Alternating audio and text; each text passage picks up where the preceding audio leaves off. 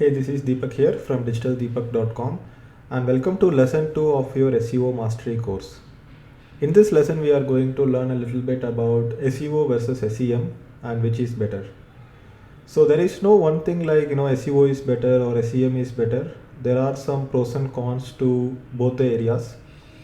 And if you have bought my AdWords mastery course, there I would have discussed a lot about how search engine marketing works. And since Google has the lion's share of market share, when we talk about SEM, we are basically talking about AdWords. So some of the points that I would like to discuss are, with SEM, problem is that there is an increasing cost over time. So here I am at Google and here I have searched for digital marketing training.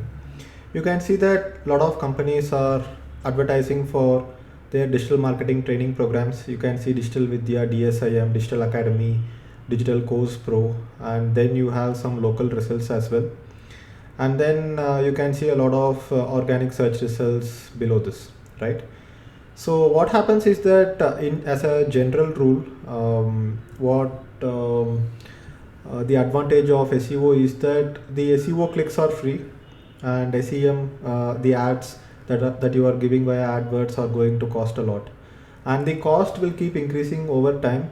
But with search engine optimization, your ability to rank your web pages higher will increase over time, so the cost will keep decreasing with SEO. So I would say that the major difference between SEO and SEM is like SEO is like buying a home. So if you are looking for a home to live in, you have two options. One is you can buy the home, and next option is that you can rent the home. So if you buy the home, it takes an upfront investment, but it's a little bit difficult in the beginning to arrange the cash, and you have to have a lot of patience. Maybe you are building your own home and all those things, but once you have purchased your home, the value of the home keeps increasing, and the potential rent that you would have to pay for the same home in the future keeps increasing. But since you own your home, you are actually going to live in it for free because you own the home, and you are going to get more value out of it over time. But however, if you are renting a home, then the rent cost will keep increasing over time and it will not be sustainable. So initial few years it is okay that if you are living in a rented home, but you cannot live in a rented home forever, because if you are living in a rented home for like 30 years, you would have ended up paying a lot more in rent than the value of the house itself, right? So that's how I would define the difference between SEO and SEM. SEM is more like renting a home, and SEO is more like buying the home itself. So let me just search for something like best digital marketing courses or top digital marketing courses. So here you can see that if someone is searching for a keyword like top digital marketing courses, what happens is that my result is actually ranking on the top. So here, even though I have advertised other institutes which are potentially my competitors as well, I still drive a lot of traffic back to my website, and because I am driving traffic to my website, I get a lot of people who opt in for my free digital marketing course, and eventually they could convert into paid customers, such as Facebook ads course, Google ads course, and even this SEO mastery course is a paid course. So people will eventually become paid customers. So here you can see that because I published this top 7 digital marketing courses in India article, now I am ranking on top. And here these guys are actually paying for the traffic for their digital marketing course advertising, but I am getting this traffic for free. So here it might be difficult for someone new to go ahead and rank the website on top, because my website is now around 6 years old and I have generated a lot of backlinks and brand and market share over time. So that's why it is easy to rank. But let's look at a less competitive keyword. Let's say top digital marketing courses in Mumbai. So here what I did was that initially you can see that I had published top 10 digital marketing courses in Mumbai with classroom training. So this is also ranking second and this is ranking first.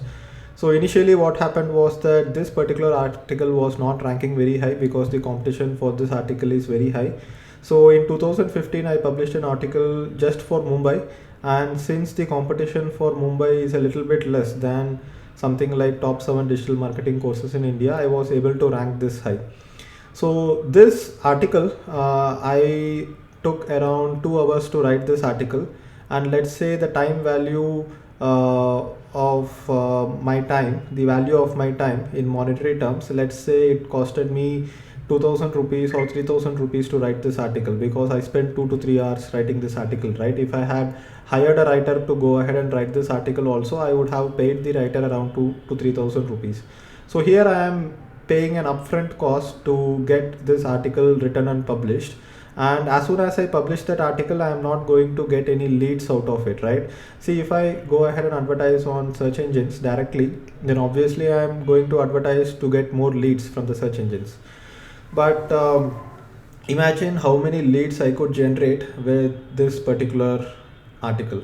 So let's go ahead and see how much traffic that particular Mumbai article has got. So what I would do is that I would go ahead and click on behavior inside my Google Analytics account, click on overview. So inside behavior, I will be able to see all the pages that people visit. So here I would go ahead and search for Mumbai. Let me search for the digital marketing courses in Mumbai article. So let me click on this, and let me take it back to, let's say this was published in September 12th 2015. So I will say September 12th,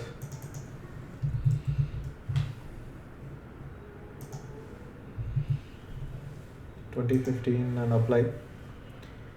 So here you can see that this particular article has got 22,997 page views, 19,707 unique views, and most of the people who came to this article entered the website through this article. Average time on site spent is like 5 minutes. So now what I would do is that I will try to find where these visitors came from. You will be able to see that around 21,000 visitors have come from Google organic search, right? So here what I would do is that, let me go ahead and do some math. So if at all I am going to drive traffic from paid advertising such as Facebook ads or search engine marketing ads, and let's say I am paying just rupees 50 paise per click. Okay, so let's be very conservative here. Let's say we are paying 0.50 per click, and now that I have got around 21,000 visitors, so you can see that obviously the actual cost is much more, sometimes as high as 10 cents, which is around 5 rupees. But even at the most conservative figure of 50 paise per click, you can see that I have generated a ROI of 10,500 rupees.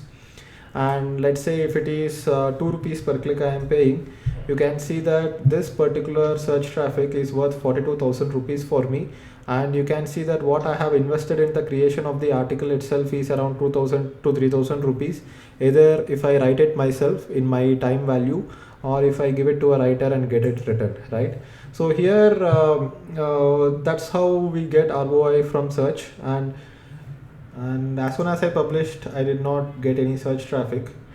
So let's say January 2016 to March 2016. Let's look for these 3 months. You can see that I have got 1628 visitors from Google search in these 3 months, and 1628 visitors even at 2 rupees per click would be 3,256 rupees. So here you can see that I have published this article on September 12th 2015,